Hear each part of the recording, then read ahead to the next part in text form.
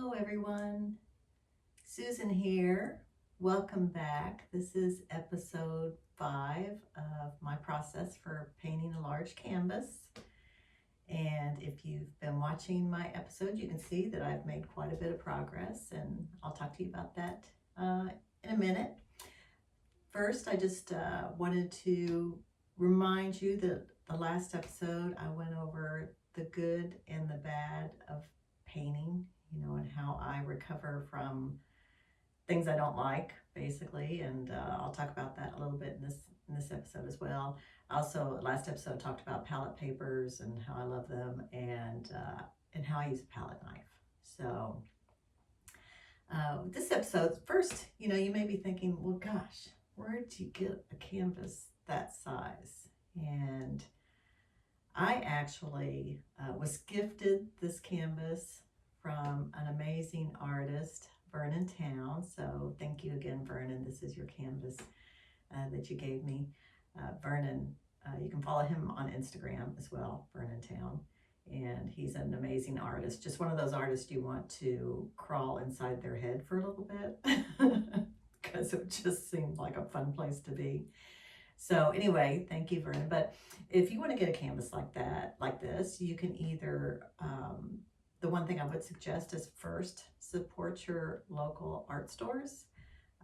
They have large canvas that you can buy.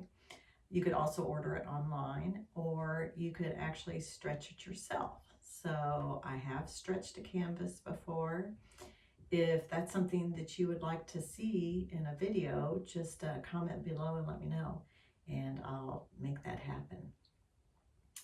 So just a little bit about what's happening here. You can see that I've finished the water. I've added stones, the bottom here underwater, and I've actually worked on the stepping stones themselves.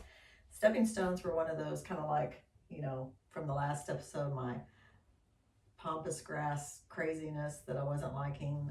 Same thing started happening with the stepping stones. So I scraped a lot of paint off, but with painting, it's almost like once you start getting it, it goes quickly. So once I started understanding what I wanted to do and kind of let the paint, I guess, lead me in a way, it went pretty quick.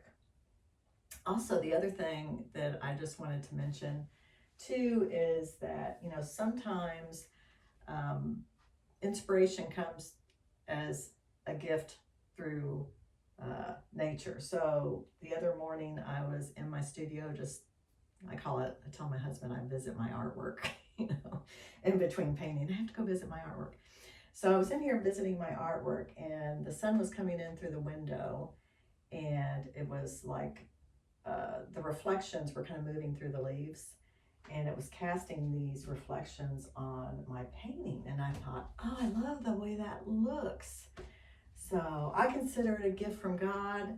So anyway, I just went with it, and I painted the highlights on my canvas. So you can see them here where the light was coming through. So, and then I just kind of hit it on the stones a little bit too. So anyway, don't be afraid to just, take those things that are coming to you like that and just go with it. If you feel it, if it moves you, just go ahead and do it. So anyway, the next episode, you're going to see what used to be pampas grass. I'm changing the direction of that now. I'm going to go with water iris because I like the idea of flowers. If you remember from my first episode, I mentioned that this was a gift for my daughter to hang in her condo. So, I think flowers would be nice. So this is actually going to be water iris. So next video, that's what you'll see. So I hope you stay tuned, and don't forget to subscribe and hit the bell so you know when my next video is coming out, and like my video as well if you like my video. So thanks for tuning in. See you next time.